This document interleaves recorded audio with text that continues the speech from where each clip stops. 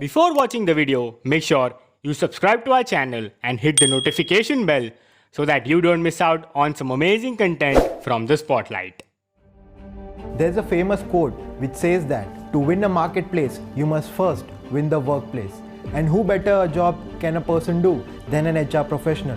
But there are various myths about HR that today we are going to bust in this brand new episode of the Entrepreneur Talks. We have with us the founder of the Proud HR Services, Mrs. Shivani Bose. So without further ado, let's dive right into it. Thank you, ma'am, so much for coming here. How have you been? I've been wonderful. Thank you so much. So ma'am, my first question is that before starting your entrepreneurial journey, or let's say your corporate life, how were you as a college going student, or let's say a daughter? So college going student, let's start from school. I think better is, school was a lot of fun. I was studious, extremely ambitious, doing well. Then college came and I was bit by that MBA bug. I wanted to do MBA like all my classmates wanted to do. So in college I was hardly present. Most of the time I was pursuing my MBA classes because I was very sure that I wanted to crack my CAT. So most of my college days went there, bunked a lot of classes, but I bunked generally for studying for my MBA. So right from the, let's say, school life, you were studious, or were you more into sports and athleticism or anything like that? I was studious in the sense the teachers would consider me studious because I'm good at building a particular image, that okay, she's studious. I looked like a studious student and I scored well because I had a good brain. And though I didn't spend a lot of time studying, especially in college, I used to sit at a space which was actually the first seat but towards the corner. So nobody could actually see what I'm doing and they would think she's she is sitting at the first bench. So she would definitely be studying while I was watching outside. I love to be in the nature, so I would keep looking outside, what's happening, how many students are coming, how many are going. So yeah, I did that during my college time. Also, I did study for my MBA. Right. So ma'am, right now there is, the degree of MBA is more or less saturated because there are a lot of institutes coming up and there are a lot of courses available. People are also, moving abroad and studying MBA and doing lots of things. And management as a field has been a little saturated over the last decade. But during your time, what was it like? What was the situation like? Like students, like you said, you also wanted to prepare for CAT and everything. And MBA used to be a very prestigious degree. Yes. And DU was, one of the pioneers and still is one of the pioneers in the field of management. So how was the journey like in the MBA, if you could share with us? So MBA was interesting. Initially it was quite a shock for us. Like I have throughout studied in a girls' school and I come from a small town, I'm from Chandigarh, and I suddenly reached Delhi, which is obviously a metro. And it not just was my institute a co-ed, my hostel was also co-ed. So the first shock was that, okay, boys and girls staying together. So though we had different floors, but still it was quite a shocking thing. Then if we talk about the classes, it was extremely grilling. As in we would have classes 8 to 8 and after that we would have group assignments which would ensure that all of us would stay awake till at least 2 or 3 in the night, again morning the same grind. And one thing that was very interesting that they did for all of us, they ensured that if you don't like someone, that particular person would stay in your group throughout till you kind of patch up with the person. So there was one guy in my group with whom I had a fight right in the beginning. And both of us had this big ego. So neither he wanted to make up, neither did I. So till 2 years we were in the same group. Because the teachers would know that they are still not made up, so we would again come in the same group. And this really helped because when you are working in a corporate, you don't know whom you're going to work with. Your boss can be as worse as possible and then you learn how to deal with him. So definitely my 2 years for MBA taught me a lot of things which a lot of schooling and my college education did not. So ma'am, right after you completed your MBA, you started with your corporate life. So the challenges that we had in the corporates during that time and now are very different. Like there is a vast difference that has come in India. If we talk about in general, there have been many differences that have been occurring every decade. There have been new challenges in management that we have been facing. So what difference do you find when you started your corporate life and in today's management style? So I'll talk about both the things. A lot of things have remained the same. A lot of things have changed. What has remained same is essentially the corporate politics. the bureaucracy that is still in place, especially if you see in and around Gujarat, we have a lot of manufacturing companies. So there is bureaucracy. So you have an executive, senior executive, manager, senior manager. So when a fresher joins, he kind of sees that he has to go through so much of hierarchy to get single approvals, which unfortunately still exists. Now what has changed is we had a very normal routine. So I would know what I'm supposed to do from 9 to 5. I would be given instructions, I would follow it. Now things are changing every single day. So even as a boss, you don't know what is going to happen. And because of this VUCA environment, everybody is kind of fumbling. And anyone who joins a corporate has to be comfortable with chaos. So, today I'm going to work on this and tomorrow my boss will say, what are you working on? You have to change your priorities. So, things are very, very ambiguous, very fluid, and we need people who can work through this. Also, I think creativity is a need of the hour. Like today in my team, I would hire a lot of young people, millennials, because I think they're creative, they think differently, which is much more valued today than it was at our time. So, what they wanted from our time was they wanted commitment, they wanted someone who would follow instructions. Now they want someone who can find solutions, because every single day we have a problem and we're looking at people who can come up with something different. We can say that it has become more problem solving oriented rather than job oriented. Exactly. Like there was a monotonous life, but the startup culture that has been building on, I think that has caught a lot of eyeballs towards younger audiences and younger people, that they're attracted towards them because they want to get involved in the business process. So I think that's a big change, don't you think? Yes, I think startups have definitely helped. Then I think the value of opinion of a millennial has increased too much. Right now, like I was involved with back-to-back sessions for Women's Day, and you are supposed to give gifts. So typically, who would decide a gift? HR head. So I had this company known as ITEX, where the youngest possible employee, she's just joined, she decided what they have to give. So they gave these fridge magnets with the photograph of the employee there, which everybody loved. Now coming from this idea, I asked their HR manager, how did you get this idea? So she said, I always decide I wanted someone with a very, very different perspective. And that's how she asked the most junior person there, who was absolutely fresh, okay, you go and decide. And everybody loved the idea. So now the acceptability of ideas is very high. If I think of my time, if I would have given an idea to my boss, nobody would have cared. So now they are not just caring on it, they are also implementing those ideas, which is absolutely phenomenal. Yeah, so ma'am, your corporate life span was around more than 15 years, I suppose. Yes. So after, working in the corporate sector for more than 15 years, to start your own, your own venture, Proud HR Services, how was the transition? What made you think that now is the time that I want to, start my own thing and build my own company? Okay, so a lot of things happened during this time. One thing was, when I was working my job, I was kind of getting bored. So like I was doing well in my job, I got Employee of the Year award, I got a good incentive, promotion. But then I was at that table where everybody would come and say, you're doing a good job. Nobody could tell me, okay, this is where you need to work on, this is the learning for the day. So I was getting that, okay, my learning is getting stagnated, and I didn't want stagnation in my life. Then second thing that happened was, we went through some psychometric tests. I am an NLP certified person. So there you do something known as Wheel of Life, in which you identify different parts of your life, what you're good at and where it is lacking. And I saw that there was a very big, probably a lack or a gap in my professional life. So I thought, boss, something is wrong here. I need to work on it. And when I thought more about it, I tried to change my jobs, I gave interviews. So everywhere they had a similar profile. Unfortunately, the growth parameter of HR in India is itself not so high that you can actually sit at the board meetings and decide what to do. So merely what you would do is, you would just go there, what the boss tells you or what the CEO of the organization says, you have to do that. So the role is limited. So then I thought, why not start something on my own? And having got that thought, it still took me 2 years to actually quit my comfortable job and get into something as ambiguous as business. Yeah, right. So ma'am, how did your family take it? Like when you decided that now this is the time that I want to pursue it. So you had a family, and leaving a job is in itself a very big decision in in every person's life. So how big was it, and how did you tackle the family matters, if it ever was any challenge? So my family thought I've gone crazy. So you're doing well, you're getting a good salary, why do you want to leave your job? So the first thing that my mother said, she was a government employee and so was my dad. So she was like, you know, semi-government job is something you should definitely keep in your lobby. A lot of people would agree that today, especially when people have lost their job during COVID.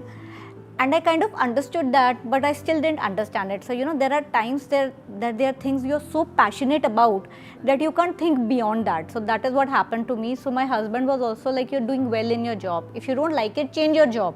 But why do you want to get something into business? Nobody in my family has ever done business. So everybody was scared about it and they think I wouldn't be able to do it. So then I persisted enough and they very unwillingly let me do it, and they thought probably, you know, a year or so she'll try, she'll fail and she'll get back to the job. Did you have a sense of doubt when you started, or was it like you were confident that, you know, I have made a decision and I'm going to follow it no matter what?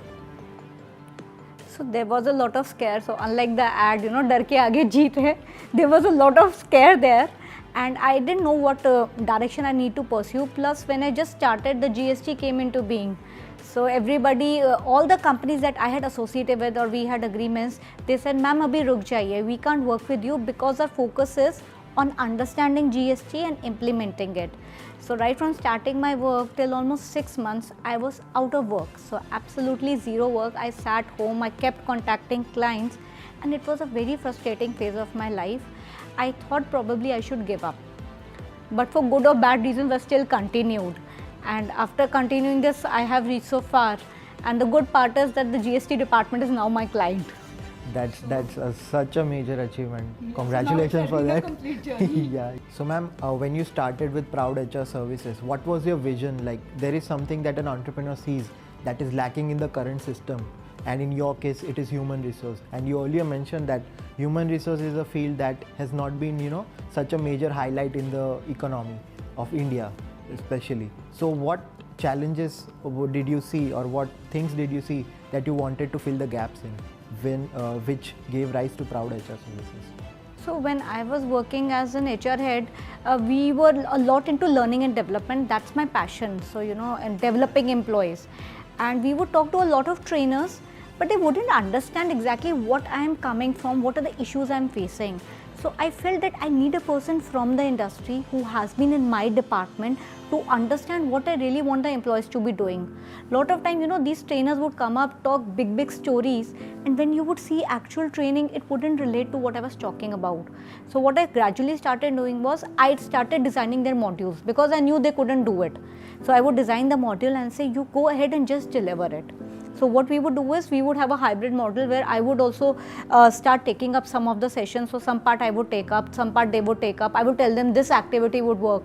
So gradually I felt that, you know, these trainers somewhere don't get it.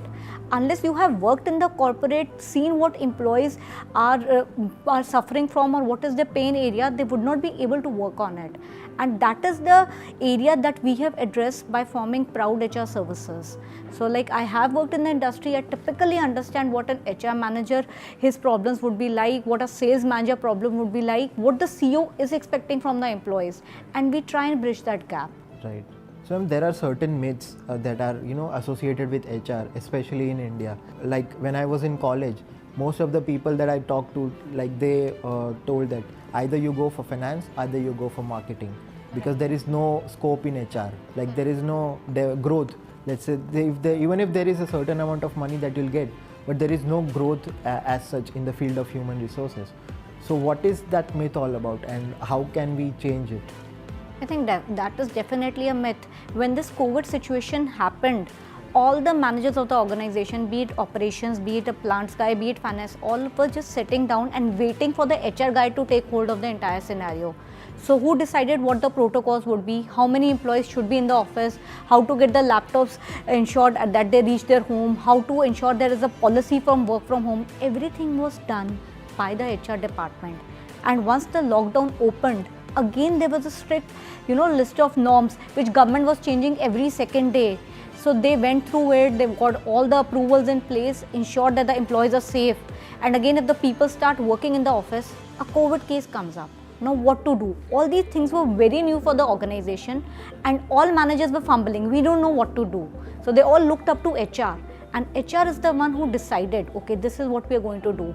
So any organization which had a clearly positive and strong HR survived, was also able to make a lot of profits, like IT organizations, and where the HR was weak or mainly transactional in nature, they could not perform. So now I think the role of HR has gained a lot of importance for a lot of people who could not understand, and it will continue to gain a lot of importance. What I feel is when you start your career in HR, it might be difficult to land your first job, because in every company you might hire 10 people in sales, but you would hire 1 or 2 people in HR. The growth there is definitely there, as long as you're willing to learn. So that is the only mantra. You are willing to learn, and you don't say, okay, I don't want to work in recruitment, or I don't want to work in learning and development. So learn as much as possible and you will definitely grow. There is certain notion that the jobs would be reduced considerably going forward because of the automation, and many people would be losing their jobs. So how important is the role of HR in such a case, where you know that people are going to fear that if they don't have a technical background, if they don't adapt to this artificial intelligence or learning machine learning and everything. So how do you think an HR role becomes important in such a scenario? As of now, there has been a lot of talk about AI being used in HR, and using Alexa and using all these things for interviews. So what I feel is there's a personal touch there which would be missing, and how would you cover up that? Like, we also did a lot of online sessions at this point of time, and we did an offline session. The kind of impact you generate in an offline session wouldn't ever happen in an online session. Similarly, a lot of people have brought up these LMS systems which they have used, but they are not getting results. So I'm sure they can use AI for a lot of things, probably for payrolls, which is more transactional system, but where you need to interact with people, understand what is the pulse of the organization. Mainly numbers cannot do that. They can definitely help. So if you want to find out the ROI of a program, or the kind of recruitment you spend, how much cost you spend, all that can happen. But you definitely need people to go and talk to people. We are all social beings, and this lockdown made us realize no matter how much technology we have, we still need to go out and talk to people, right? That's very, very important. So I feel the role of HR will therefore include a lot of empathy now, which we were not expecting. Like when I was in HR, we expected the HR manager to be a little sober, sit still, not talk much. Now we expect them to show a lot of empathy, go and talk to people and ask, how is your family? Is everybody safe? And then talk about work. Organize events from them where there is a need for them, like something like stress management, something into yoga, which would help the employees as a whole. So I think empathy is what we are looking at rather than a lot of automation. That's my personal say for it. What do you think, is there a gap between the academic that are in place and the actual requirements of the industry? So I think definitely the gap is very wide between what academics teach and what is the real environment. Like I have a lot of interns who are pursuing their MBA, some of them are pursuing the BBA, and they say, okay, we've heard about delegation, about bureaucracy, and here we see this is happening, these are the issues we are facing. So unfortunately, a lot of things academics cannot handle, and they're trying their bit. So that's why they allow these projects where you go to the industry and actually see what's happening. But I think our course curriculum overall, right, I would say right from nursery till the post-graduation level needs a lot of overhaul. We need more practical sessions and more like a case study approach. Okay, this is the case, this is what can be done, so that students get, initially we spoke about problem solving, that's where we all need to end at. Right. So ma'am, you have your team in place right now for Proud HR Services. So you being an HR person, you must be knowing how to handle a team. So how is your team functioning like? Do you have, what kind of environment have you created in Proud HR Services that that makes people, that makes your employees felt safe, secure, and at the same time they are ready to take the next step forward and you are ready for growth?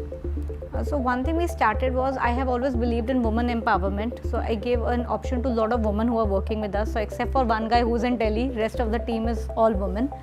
And we have given them a lot of options. Like I have a lot of women employees working with me who cannot work full time because of certain family issues or personal commitments. So some of them would work part time, some of them would work full time, and we have people from all backgrounds. So I have someone from arts background, I have someone from engineering background, so that we all get together and decide what's the best for the company. And I personally still feel that the best of the ideas that we get are still from the millennials, because these young people come up from nowhere and they come up with an idea. Like one of my intern told me, let's use a comedy talk in one of our training. Now training and a stand-up comedy, doesn't go hand in hand. So we had a lot of discussion, brainstorming, and she finally convinced me. Then there was one video of this movie, Pyar Ka Panchnama. So there's a big monologue. So she said, let's use it. And it also has abuses, right? So I was very skeptical, but she convinced me. It was a total hit. So I think my team's major strength is also these millennials, young people coming up with such brilliant ideas, which even I can't think. So I think where my thinking stops, their thinking just starts. So I'm talking about mistakes or challenges. What were the initial challenges that you sort of faced in Proud HR Services, and how did you manage to cope with it? So like I shared one challenge that I was out of work for 6 months. Then another challenge that I faced was I was a known HR professional. So people would know that okay, Shivani is there, and anyone who knows you as a friend does not give you work.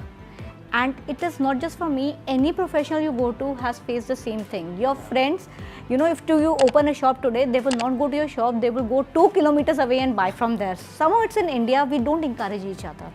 That's what I face. Anyone who was a professional valued me as a professional and gave me the opportunity to work. And for other people, it has been they still feel okay, skeptical, or they feel okay, it shouldn't happen, that she should get ahead of me. So that is also the insecurity people operate from. Right. So what are the few things that an entrepreneur should keep in mind, while starting their own venture or something that you faced or that you encountered, and that you would like to share with our audiences that they should keep in mind while starting off a new venture, be it in any field? So the first thing is you need to identify what your passion is, be in that field. Then you need to have a vision. Okay, this is what my product or service is like. This is where I see myself 5 years from now. And post that, this is the execution process I have. So that vision has to be clear. And the most important part is you need to have a great team which stands by you resolutely despite you're making profits or not. Because what happens is the moment you start making losses, your team starts disappearing. So having said that, if you have a team for whom your trust is there, they would still be there with you. Right. So one last question: what is the work ethic that you follow that keeps making you like go every day to the work and not feel like work? Like there are when you start your own venture, you are passionate about it, but still you need to find that constant motivation to keep going and going. And even in the initial days, especially when you said during the 6 months when you had no work to get into, so at that time what kept you going, and what was the work ethic like that you followed during those times? One thing that definitely helps is we all have our bad days when we feel like giving up. You need to have a support group there with you, people who say no, you are going to do it, you can't quit your job. Like I wanted to quit this business at least 3 to 4 times, and every time my husband said you can't quit. Now that you have come so far, you can't quit. So he has been one person who has been responsible to ensure I'm right there. Even during the COVID scenario, so we were out of work for almost 6 months. And I said like, I don't know, I can't continue with this. He said, you can. So I got a good job offer, I wanted to take it up. And he said, no. You will always get a job, that's not a problem. But once you stop this, you will stop your passion and you will become a very disengaged, demotivated employee. So be what you are and follow your passion, and have someone who can just push you through. No, this is what you're going to do. So all the audiences out there, this is one major highlight of the entire episode that we have, that you have to follow your passion no matter what, and you have to keep someone with you, like ma'am said, that keeps pushing you towards your goals and keeps your dreams alive. And I think your family has been a really great motivator for you, because I have seen the area in Shaurya and they have been real such joyful kids to have around. So that kind of cheers you up automatically as well.